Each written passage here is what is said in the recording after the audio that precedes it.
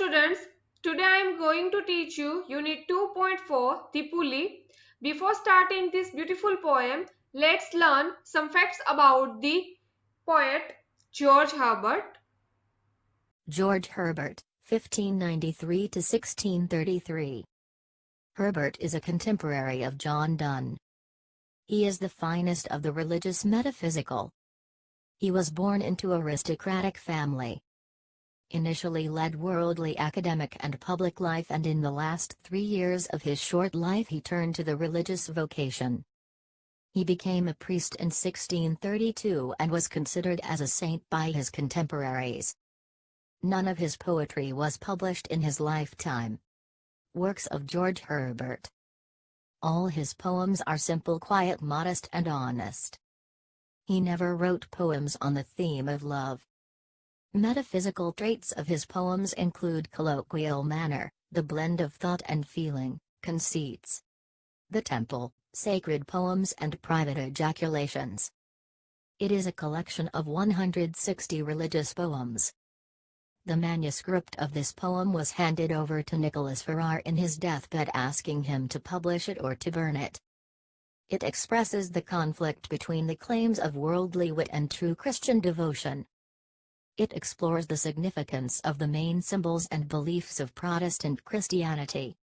His other major poems include Redemption, Church Monuments, The Altar, Virtue, The Bunch of Grapes, The Collar, The Pilgrimage. The Pilgrimage is a landscape allegory representing man's life as a journey.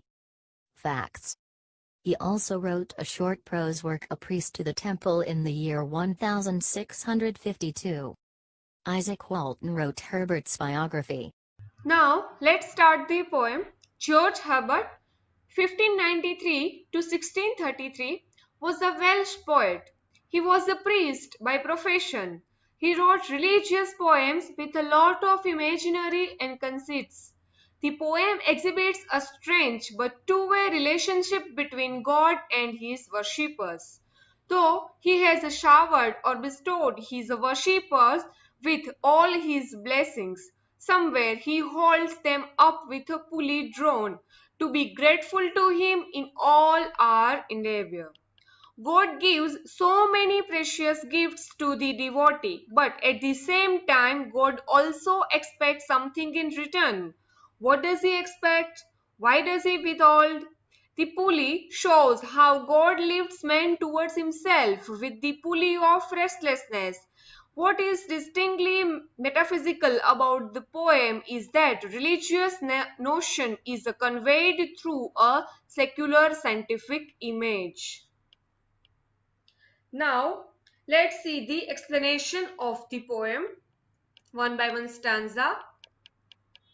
First stanza, when God at first made man, having a glass of blessings standing by. So, in the first stanza, the poet says, when God at first made man, we all know that our creator is God and we are his creation. And through this poem, poet is telling us that what God was thinking when he was creating us, means man. So, at that time he was making the human beings. He had a glass of blessings standing by him, means he had a glass of blessings near him. It means a glass of containing different types of qualities, and that glass of qualities was there beside him.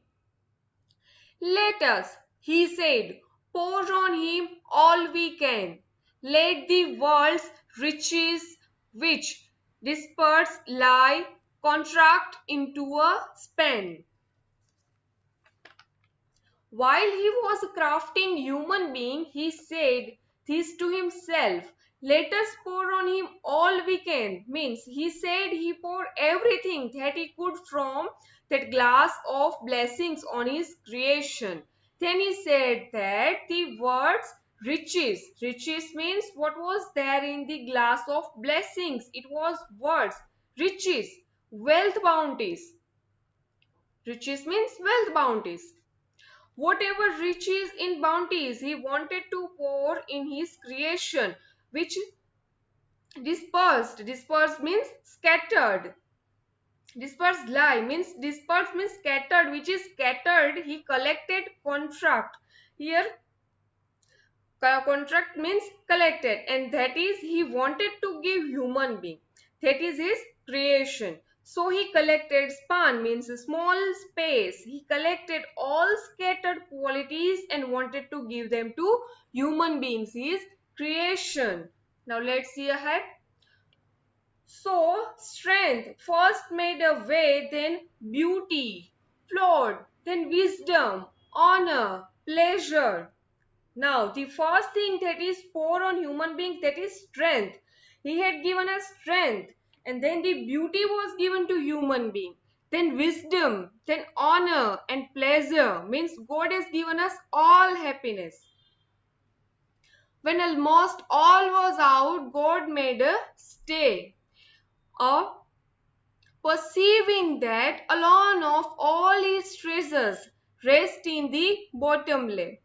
When God made human being, he started pouring the glass of blessings, and when he was almost done of giving those blessings to us, he made up a stay. Means he stopped toward there.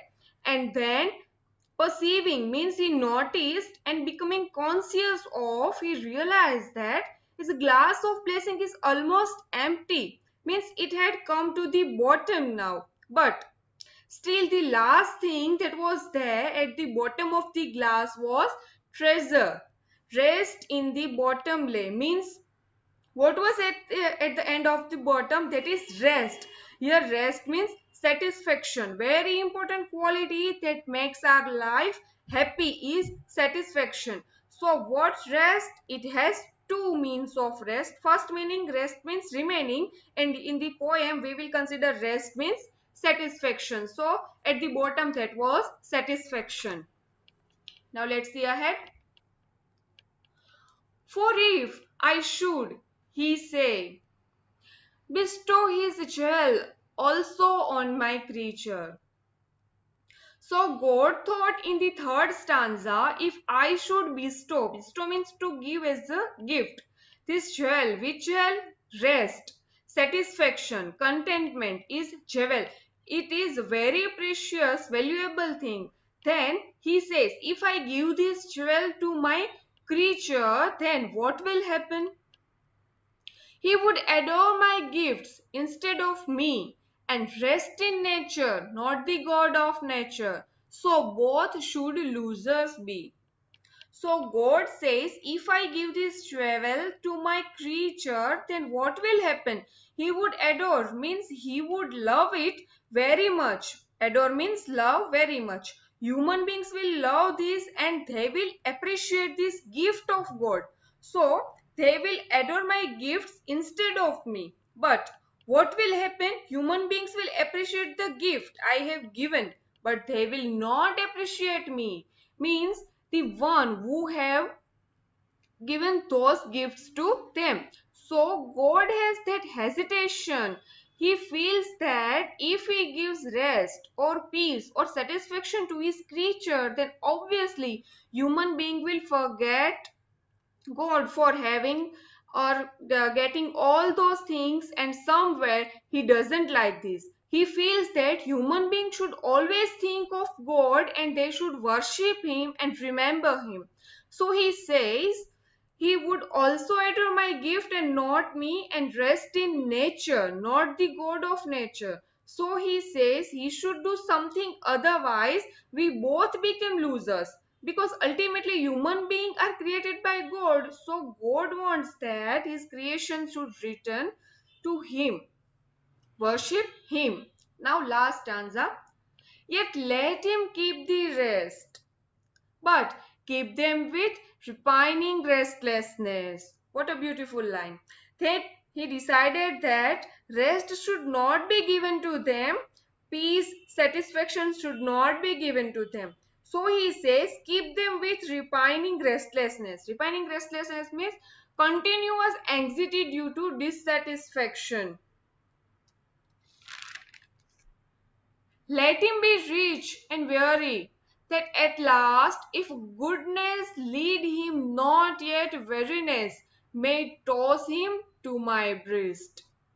So, God decided He would give humans everything. He will give them whatever they want, luxury, richness, everything that he deserves and what he wants.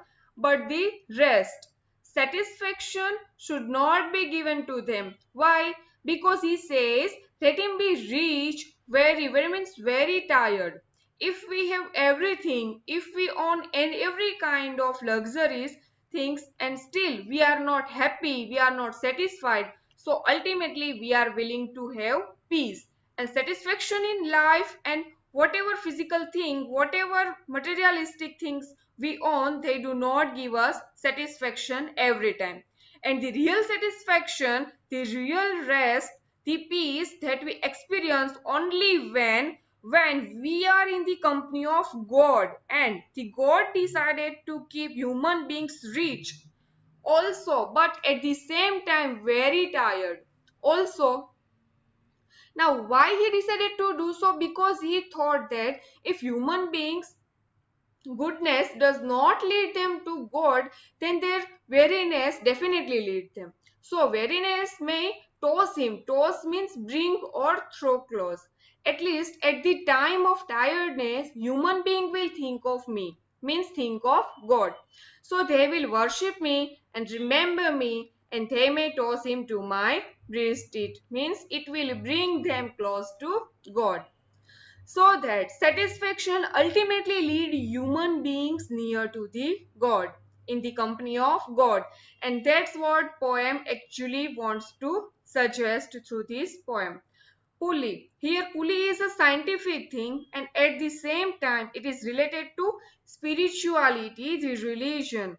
So by the pulley, God can keep their creature closer to him. Now here with this beautiful message, we are finishing our poem.